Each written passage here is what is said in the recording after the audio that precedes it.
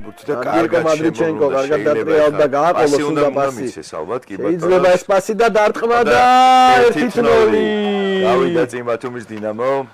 პირველი გოლი თურქულ შეკრებაზე და გადანილი გოლის ავტორია გიორგი კოხრეიძე.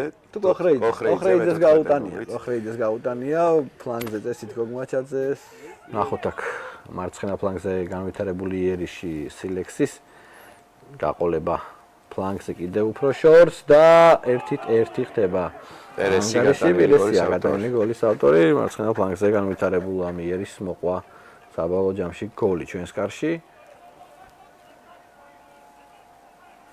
ნახოთ ისევ ჩვენი მეტოქე არის სპორტი და ბოლო წუთებში საკმაოდ ხშირად ვამბობთ უკვე ამას რომ ძირითადად სპორტი მეტოქეს აქვს გრძელი გადაცემა კვლავ საჯარიმოში აბუსელიძეს გაიქცა აქ მეტოქე ჩაწოდება კიდევ ერთი საჯარიმოში კიდევ ერთი დარტყმა და ანგარიში ხდება 2-1 74 წუთზე გავუშვით მეორე გოლი ამ მატჩში გადანილი გოლის ავტორი ვინ არის ჯერჯერობით არ ჩანს, მაგრამ შეგვიძლია გითხრათ, რომ გადანილი გოლის ავტორი არის ილია დონოვი.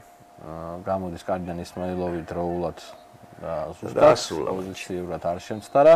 დასრულდა შეხვედრა 1-2 დამარცხდა დინამოს სილექსთან, მაგრამ იყო პოზიტიური ასპექტები, რომელიც უნდა გამოვყოთ აუცილებლად პირველ ტაიმში. შეხვედრიდან პირველ ტაიმშიც, მეორეშიც ახლა გარკვეულწილად ბევრი ახალგაზრდა ფეხბურთელი ნახეთ, ესეც პოზიტიური ასპექტია ნამდვილად. გეთანხმებით. ამით დაგემშვიდობებით, მადლობა რომ ადევნეთ თვალი რეპორტაჟს, ერთმანეთს შევხვდებით უკვე მომავალ მატჩებზე ნახვამდის. მომავალ შეხვედრამდე.